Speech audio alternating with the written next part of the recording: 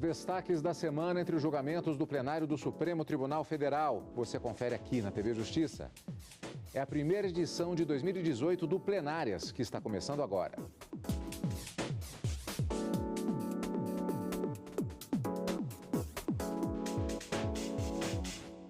Hoje, com a sessão do dia 1º de fevereiro, a sessão de abertura dos trabalhos do ano judiciário de 2018. Na verdade, Karina, nós temos dois momentos nesta abertura dos trabalhos de 2018, na medida que tivemos uma sessão solene pela manhã, com a presença de diversas autoridades, presidente da República, presidente do Congresso e da Câmara dos Deputados, e à tarde uma sessão jurisdicional com o primeiro julgamento já com decisão no plenário do STF. Essa é a regra que emplaca no regimento interno da Suprema Corte, que essa primeira sessão seja uma sessão sem qualquer tipo de julgamentos. Como você mesmo disse, Cadu, uma sessão solene de abertura dos trabalhos do ano judiciário, mas com uma certeza. O judiciário não parou em momento algum, mas no período de janeiro e do recesso de dezembro, os trabalhos aqui na Suprema Corte acabaram ficando reduzidos, mas nunca paralisados. A ministra Carmen Lúcia, presidente, sempre presente, atendendo aos pedidos urgentes e despachando aquelas situações mais emergenciais.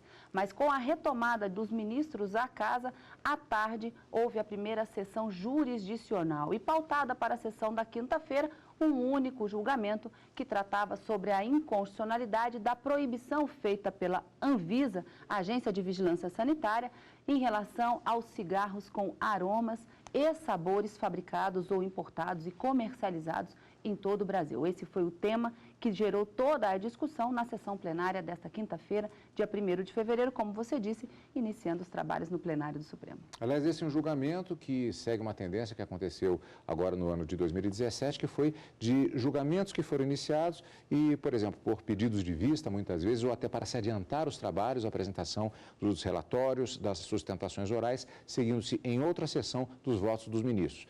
Foi a retomada de um julgamento, portanto, com decisão, primeiro julgamento de 2018, e que reforça uma expectativa que sempre existe quando da abertura dos trabalhos do Judiciário, na medida em que podemos perceber o que foi julgado em 2017 e as perspectivas para 2018. Nessa edição ainda, nós vamos ver quais foram esses julgamentos importantes que aconteceram e essas perspectivas para o ano que se inicia, o ano judiciário. E essa abertura do ano judiciário de 2018 em sessão solene com a participação de representantes dos três poderes.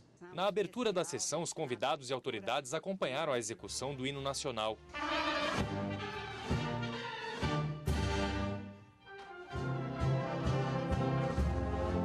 Estavam presentes os 11 ministros da Corte, além de representantes dos poderes. O presidente da República, Michel Temer, os presidentes do Senado e da Câmara, Eunício de Oliveira e Rodrigo Maia, além de representantes da Ordem dos Advogados do Brasil, Ministério Público e órgãos da administração pública. Durante a solenidade, os assuntos em destaque nos discursos das autoridades foram os 30 anos da Constituição Federal, que serão comemorados em outubro deste ano. O respeito às leis, a busca por liberdade, democracia e garantia de justiça para o povo brasileiro. A situação política e econômica do país também marcou os discursos.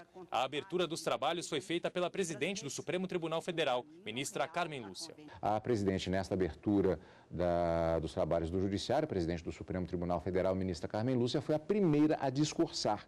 Ela falou em defesa da justiça e do respeito às leis, afirmando que o Judiciário aplica a Constituição e a lei na defesa dos direitos dos cidadãos. Civilização constrói-se sempre com respeito às pessoas, que pensem igual ou diferente, que sejam iguais em sua humanidade e diferentes em suas individualidades. Enfim, civilização constrói-se com respeito às leis vigentes que asseguram a liberdade e a igualdade. Se não houver um juiz a proteger a lei para os nossos adversos, não haverá um juiz para nos proteger no que acreditamos ser o nosso direito. Pode-se ser favorável ou desfavorável à decisão judicial pela qual se aplica o direito.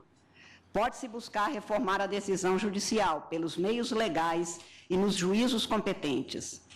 O que é inadmissível e inaceitável é desacatar a justiça, agravá-la ou agredi-la. Justiça individual fora do direito não é justiça, senão vingança ou ato de força pessoal. Convém e espera-se que cada cidadão brasileiro atue para que a liberdade que a Constituição brasileira assegura seja exercida com a responsabilidade que o viver com o outro impõe. Sem liberdade não há democracia, sem responsabilidade não há ordem, sem justiça não há paz. Que 2018 seja tempo de superação em nossa dificultosa história, de adiantes e retornos, para que fases mais tristes sejam apenas memórias de dias de tormenta passada. Que não tenhamos de ser lembrados pelo que não fizemos, ou pior, pelo que desfizemos do conquistado social e constitucionalmente. E se mais não conseguirmos, no cumprimento do nosso dever de atender o bem público, que se recordem de nós pelo que conseguimos contribuir para garantir que as conquistas históricas não foram esquecidas, que a Constituição não foi descumprida, que a República não se perdeu em nossas mãos, nem a democracia, em nossos ideais e em nossas práticas. Discurso da ministra Carmen Lúcia. Karina, na verdade, nós tivemos uma sessão, inclusive, que foi marcada, essa sessão de abertura, não apenas pelo discurso da ministra Carmen Lúcia, por outros discursos também, mas sempre referências importantes em relação à defesa dos direitos do cidadão e da Constituição. Normalmente fala a presidente, o presidente do Conselho Federal da OAB também se manifesta e a Procuradora-Geral da República. Como a gente disse, uma sessão solene, rápida, mas marcada por esses discursos de abertura. Depois do intervalo, nós vamos ver como foi a sessão jurisdicional do Supremo Tribunal Federal com o primeiro julgamento de 2018, aqui no Plenárias, na TV Justiça.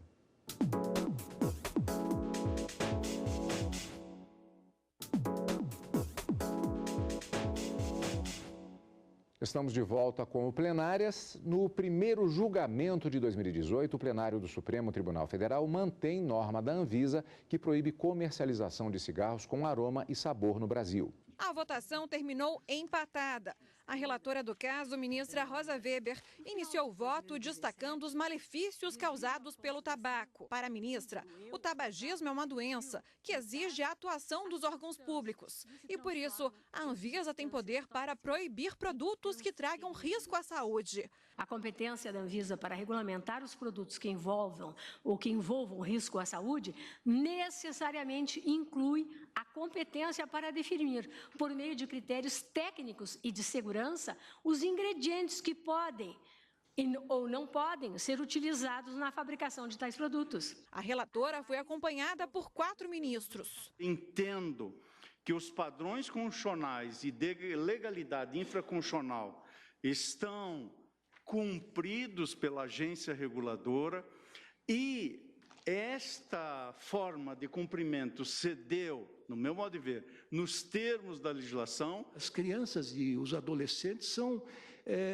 particularmente atraídos, estimulados a utilizar o cigarro a partir desses aditivos. Um estudo feito nos Estados Unidos demonstra que, esse estudo relativamente recente, que é de 2014, demonstra que 73% dos estudantes da high school, que é equivalente ao ensino médio, e 53% dos alunos da middle school, que equivale ao ensino fundamental, que haviam consumido derivado de tabacos dos últimos 30 dias, utilizaram produtos com sabor. Os documentos que nos foram apresentados e produzidos no contexto deste processo, eles mostram os aspectos extremamente nocivos e muitas vezes a técnica mercadológica utilizada por essas empresas produtoras de cigarros com o objetivo de atrair determinados segmentos da população, notadamente o segmento infanto-juvenil. Este é um tema extremamente grave. Grave no que diz respeito ao que significa o poder regulamentar, que realmente pode se estender de tal maneira que se possa até suprimir a possibilidade de uma atuação legislativa num campo específico. O ministro Alexandre de Moraes divergiu e votou pela liberação dos cigarros com aroma e sabor. Para ele, por melhor que seja a intenção da Anvisa, a edição de normas relacionadas ao cigarro cabe ao Congresso. Não houve delegação para que a Anvisa pudesse escolher uma determinada espécie de produto fumígeno derivado do tabaco, como diz a lei, escolhesse uma espécie e falasse, essa está vedada.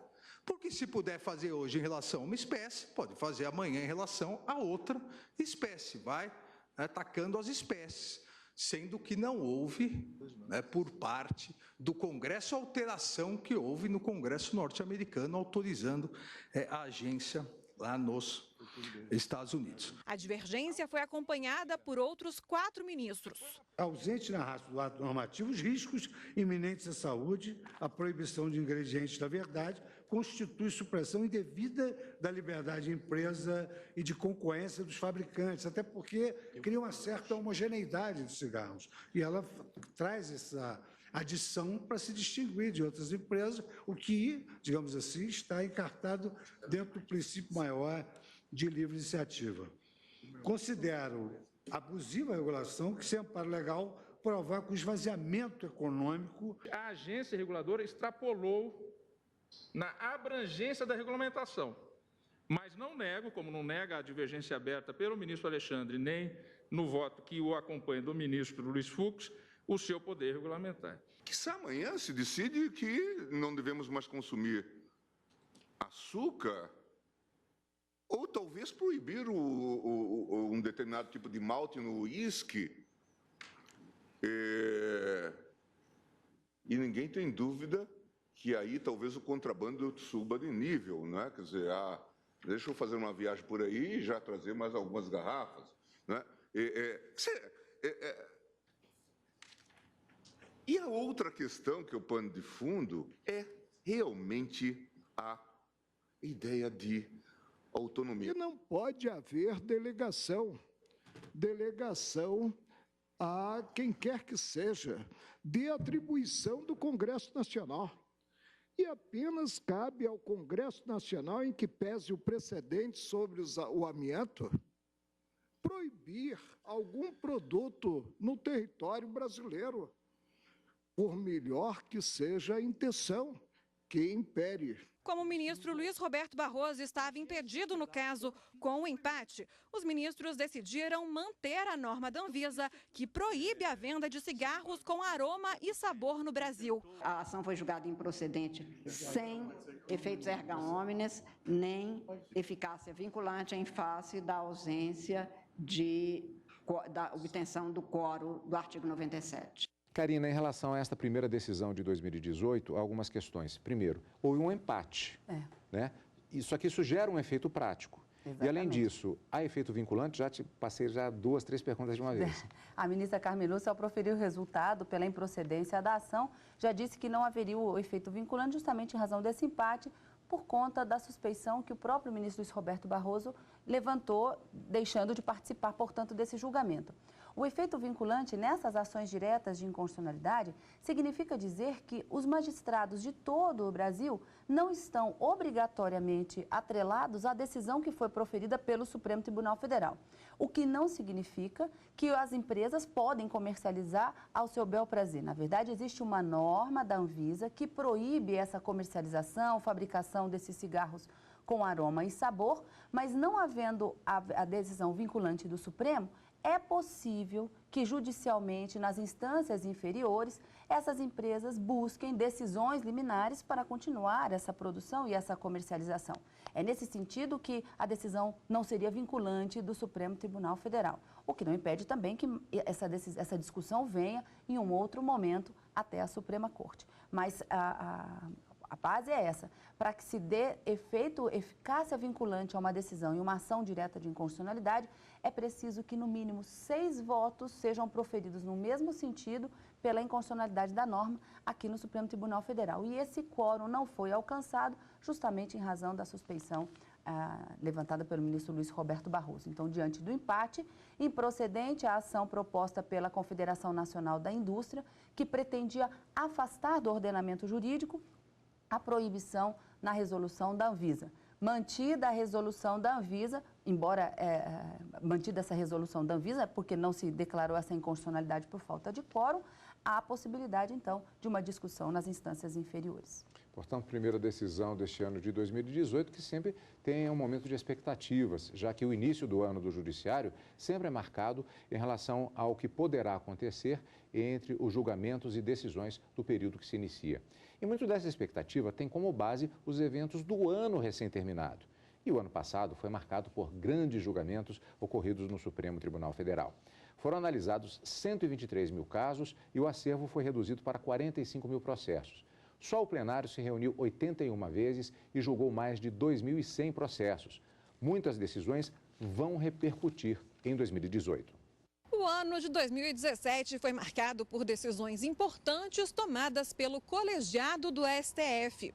Depois de 4 sessões, os ministros decidiram que cabe ao ministro relator homologar os acordos de colaboração premiada.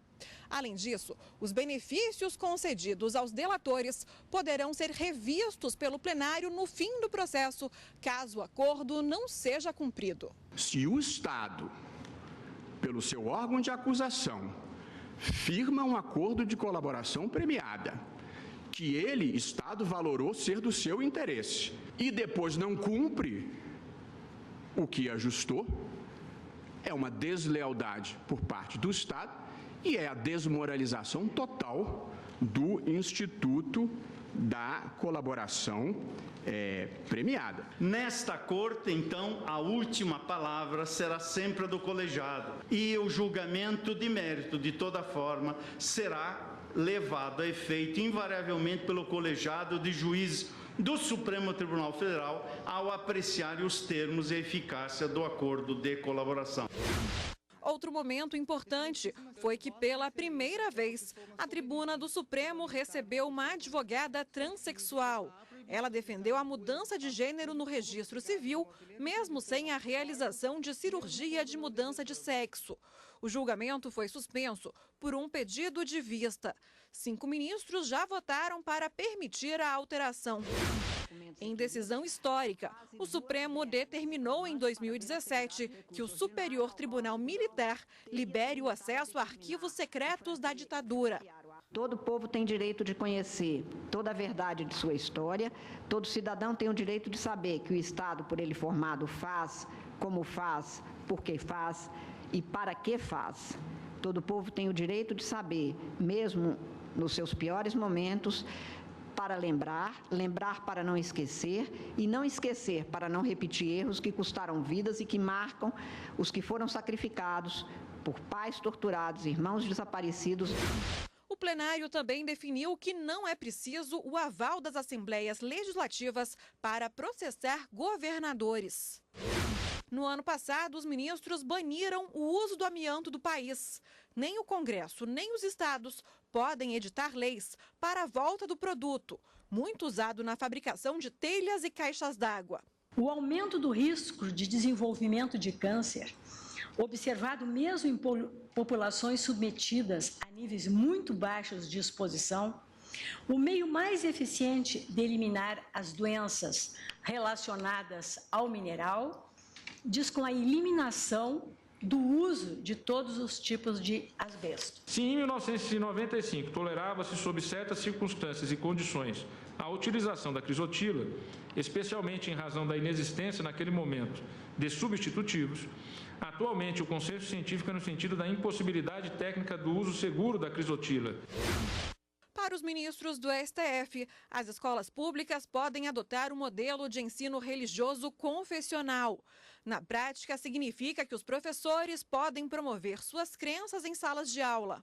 Será que precisaremos, eu pergunto, presidente, e no texto eu desenvolvo isso, em algum momento chegar ao ponto de discutir a retirada da estátua do Cristo Redentor do Morro do Corcovado? Por simbolizar a influência cristã em nosso país? ou a extinção do feriado nacional de Nossa Senhora da Padroeira, Nossa Senhora Aparecida. Ainda em 2017, ficou decidido que o Estado tem o dever de indenizar, com pagamento em dinheiro, presos submetidos a condições degradantes dentro das prisões, como no caso da superlotação carcerária. Em caso de extravio de bagagem e atrasos em voos internacionais, não se aplica o Código de Defesa do Consumidor. Os ministros decidiram que esses conflitos devem ser resolvidos com base em acordos internacionais confirmados pelo Brasil. O desrespeito aos tratados internacionais e o desrespeito às cláusulas arbitrais em compromissos arbitrais para serem julgados alhures tem encarreado para o Brasil um certo desrespeito perante a comunidade internacional. O Brasil firmou um tratado internacional e esse tratado tem de ser cumprido. O STF decidiu que é válida a reserva de vagas para negros em concursos públicos federais. Houve uma certa perplexidade por parte dos tribunais, não faço da novidade, mas todos eles paulatinamente se adequaram a esta determinação do CNJ, que se pautou exatamente pelo pronunciamento pretérito desta Suprema Corte. Os ministros declararam inconstitucional artigo do Código Civil que previa tratamento diferenciado ao companheiro para fins de sucessão. Com isso, na partilha da herança, aqueles que têm união estável devem ter os mesmos direitos dos casados. Eu sempre digo que o Estado só entra nas relações quando meu bem vira meus bens. Porque enquanto está tudo bem, ninguém nem está se lembrando da existência do Estado. Tenho para mim, portanto, que a declaração incidental reconhece ou homenageia a tentativa que fizemos na interpretação dada à equiparação das uniões estáveis àqueles que formalizam os seus contratos de casamento com igualdade de direitos ao princípio maior desta Constituição, que é o da dignidade, que supõe a liberdade com responsabilidade e a igualdade em todos os tipos de relações a partir das opções feitas livremente. Outra decisão de destaque foi que o Supremo proibiu o direito de greve para todas as categorias policiais. As carreiras policiais, elas são carreiras de Estado sem paralelo na atividade privada. Outras carreiras essenciais, como educação, como saúde, que são essenciais para o Estado, mas tem paralelo na iniciativa privada. Atividade essa, que por si só é relevantíssima, importantíssima, mas também cuja paralisação afeta o exercício do Ministério Público e do próprio Poder Judiciário. No fim do ano passado, o plenário começou a julgar uma ação que discute a possibilidade de delegados de polícia negociarem acordos de colaboração premiada. Até agora, 7 ministros votaram. A maioria se manifestou a favor, mas há divergência sobre os limites da atuação da polícia, especialmente no que diz respeito à negociação dos benefícios para os delatores. Está dito aqui em bom vernáculo, em bom português, a regra é ter-se a delação na fase embrionária das investigações perante a autoridade policial. Para isso existe um inquérito que é capitaneado pela autoridade policial, mediante, sim, acompanhamento fiscalizatório, inclusive, do Ministério Público. O julgamento foi suspenso. E por aqui fica esta primeira edição do Plenárias em 2018. Karina, portanto, muita expectativa de trabalho para esse ano e já com o encontro marcado na próxima semana. Exatamente, Cadu. Encontro marcado na próxima quarta e quinta-feira, no Direto do Plenário, ao vivo a partir das 14 horas e no final de semana com Plenárias. Obrigado pela sua companhia, como sempre. Esperamos você aqui durante todo este ano. E continue conosco na TV Justiça.